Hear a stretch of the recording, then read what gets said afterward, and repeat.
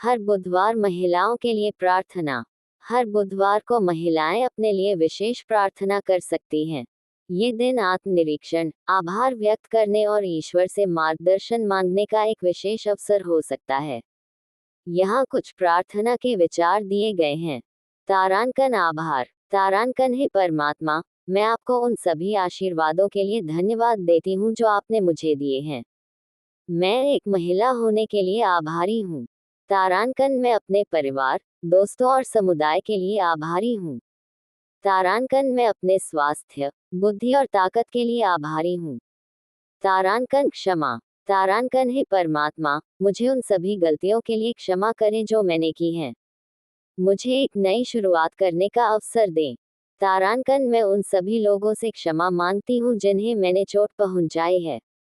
तारांकन शक्ति और साहस। तारांकन हे परमात्मा, मुझे शक्ति और साहस प्रदान करें ताकि मैं जीवन की चुनौतियों का सामना कर सकूं।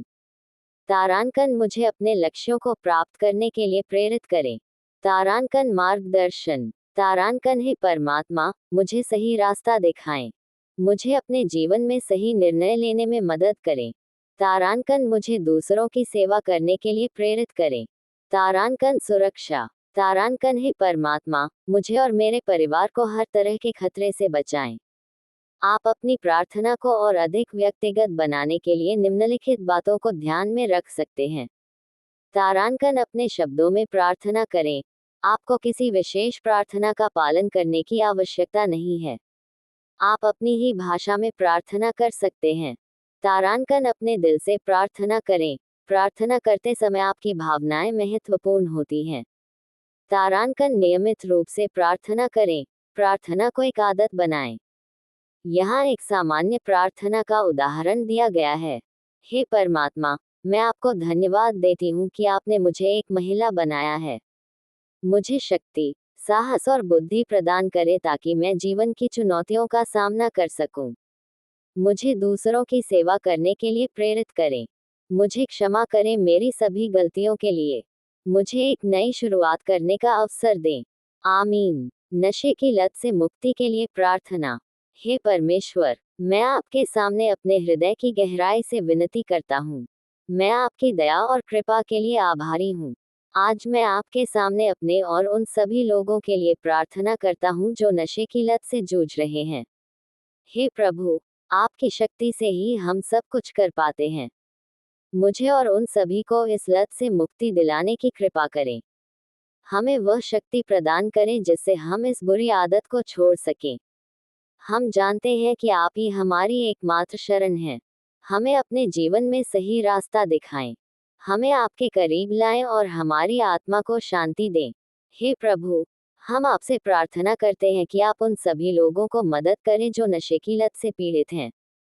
उन्हें एक नया जीवन देने की कृपा करें। आमीन। प्रार्थना करने का कोई निश्चित समय या स्थान नहीं है। आप कहीं भी और कभी भी प्रार्थना कर सकते हैं। मुझे उम्मीद है कि यह जानकारी आपके लिए उपयोगी होगी। क्या आप कुछ और जानना चाहते हैं? तारांकन विशिष्ट धर्म की प्रार्थना। तारांकन किसी विशेष स्थिति के लिए प्रार्थना। तारांकन प्रार्थना करने के तरीके। आप अपनी पसंद का कोई भी प्रश्न पूछ सकते हैं। प्रिय प्यारे परिवार, प्रिय प्यारे भाइयों बहनों, बच्चों व युवाओं, मैं बहन प्रसिन्ता टोपनो हूँ। आज मई का 28वां दिन है। वर्ष का पास्का का 6वां बुधवार। हम जल्द ही इस लाइव पेज को बंद कर देंगे। आज की प्रमुख घटनाएं इस प्रकार थीं। सफेद धुएं के गुबार के साथ वेटिकन ने कैथोलिक चर्च के नए नेता, अमेरिकी पेरुवासी नागरिक कार्डिनल रॉबर्ट प्रीवोस्ट की घोषणा की। प्रीवोस्ट ने पोप लियो HGD का नाम ग्रहण किया, जिसके बारे में विशेषज्ञों का कहना है कि यह श्रमिकों के प्रति प्रतिबद्धता और वैश्विक कैथोलिकवाद पर जोर देने का संकेत है। सेंट पीटर्स बेसिलिका से अपने पहले संबोधन में पोप लियो ने निरस्त्र शांति और निरस्त्रीकरण शांति का आह्वान किया, साथ ही संकेत दिया कि वे प्रवासन और जलवायु परिवर्तन जैसे मुद्दों पर पोप फ्रांसिस के प्रगतिशील दृष्टिकोण को जारी रखेंगे। दुनिया भर से बधाई संदेश आने लगे। गाजा के एकमात्र कैथोलिक चर्च के एक अधिकारी ने नए पोप से अपील की कि वे गाजा और उसकी शांति को महत्व दें। प्रथम बाइबल पद पर बोले। निर्गमन अध्याय 14 पद संख्या 14 में CR 14 में बोले, यहोवा आप ही तुम्हारे लिए लड़ेगा, इसलिए तुम चुपचाप रहो। अर्थ, मूसा इजरायलियों को लाल सागर के किनारे फिरौन की सेना द्वारा घेर लिए जाने पर दिलासा दे रहा है। वह उन्हें बताता है कि उन्हें डरने की आवश्यकता नहीं है, क्योंकि यहोवा स्वयं उनके लिए लड़ेगा। उन्हें केवल शांत और स्थिर रहने की आवश्यकता है और परमेश्वर को कार्य करने देना है। यह परमेश्वर पर भरोसा रखने और कठिन परिस्थितियों में उनकी सुरक्षा पर विश्वास करने के महत्व पर जोर देता है। द्वितीय बाइबल पद पर बोले। गिनती अध्याय 9 पद संख्या 11 में बोले, वे उसे दूसरे महीने के 14वें दिन को सांझ के समय मनाएं और फसह के बलिपशु के मांस को अख़मीरी रोटी और कड़वे साग पात के साथ खाएं। अर्थ, ये पद फसह के पर्व को मनाने के नियमों का हिस्सा है। यदि कोई व्यक्ति अशुद्ध था या यात्रा पर था और निर्धारित समय पर फसह नहीं मना सका, तो उन्हें दूसरे महीने के 14वें दिन सूर्यास्त के समय इसे मनाने की अनुमति थी। उन्हें इसे अख़मीरी रोटी और कड़वी साग के साथ खाना था, जैसा कि मूल फसह में निर्धारित था। यह पद परमेश्वर की दया और विशेष परिस्थितियों में भी उनकी आज्ञाओं का पालन करने के प्रावधान को दर्शाता है। तृतीय बाइबल पद पर बोले। एस्तर अध्याय 9 पद संख्या 15 में बोले, शूशन के यहूदियों ने अदार महीने के 14वें दिन को भी इकट्ठे होकर शूशन में 300 पुरुषों को घात किया, परंतु धन को न लूटा। अर्थ, यह पद एस्तर की पुस्तक में उस घटना का वर्णन करता है जब यहूदियों को अपने शत्रुओं से बचाव करने की अनुमति मिली थी। सूसा शहर में रहने वाले यहूदियों ने अदार महीने के 14वें दिन फिर से इकट्ठा होकर अपने 300 शत्रुओं को मार डाला। महत्वपूर्ण बात यह है कि उन्होंने अपने शत्रुओं की संपत्ति को लूटने की कोई इच्छा नहीं दिखाई, जो उनकी कार्रवाई के पीछे बदला लेने या व्यक्तिगत लाभ की बजाय आत्मरक्षा के उद्देश्य को दर्शाता है। चतुर्थ बाइबल पद पर बोले, संत यूहन्ना का पवित्र सुसमाचार अध्याय 16 पद संख्या 33 में बोले, मैंने ये बातें तुमसे इसलिए कही हैं कि तुम्हें मुझ में शांति मिले। संसार में तुम्हें क्लेश होता है, परंतु ढाढ़स बांधो, मैंने संसार को जीत लिया है। अर्थ, यीशु अपने शिष्यों को बता रहे हैं कि उन्होंने उन्हें ये बातें इसलिए बताई हैं ताकि उन्हें उनमें शांति मिले। वह स्पष्ट रूप से चेतावनी देते हैं कि संसार में उन्हें क्लेश और कठिनाइयों का सामना करना पड़ेगा। हालांकि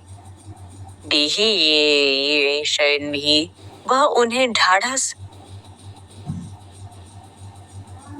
बंधाने के लिए कहते हैं, क्योंकि उन्होंने स्वयं संसार को जीत लिया है।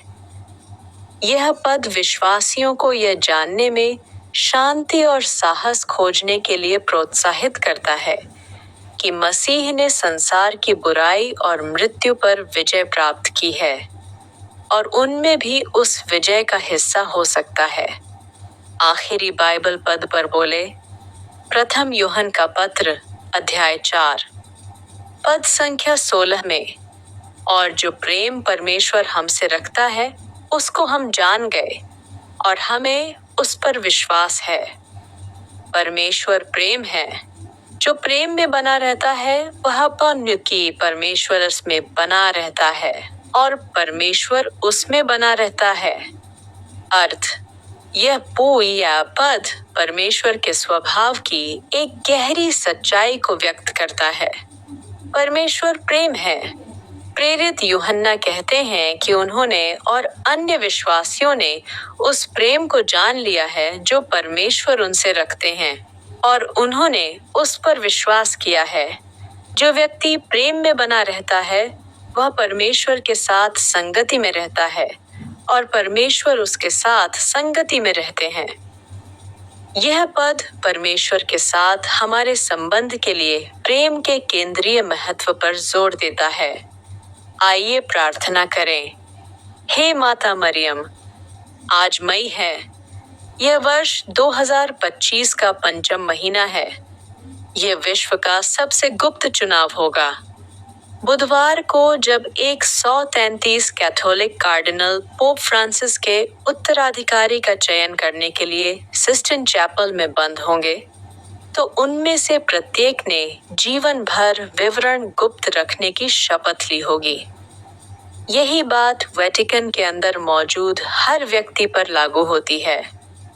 किसी भी आपात स्थिति के लिए मौजूद 2 डॉक्टरों से लेकर कार्डिनल्स को खाना खिलाने वाले डाइनिंग रूम के कर्मचारियों तक सभी पूर्ण और सतत गोपनीयता का पालन करने की शपथ लेते हैं। उन्होंने अपने अनुयायियों से उनकी याद में समारोह को दोहराने का आह्वान किया। आमीन। मेरे YouTube चैनल को न भूलें।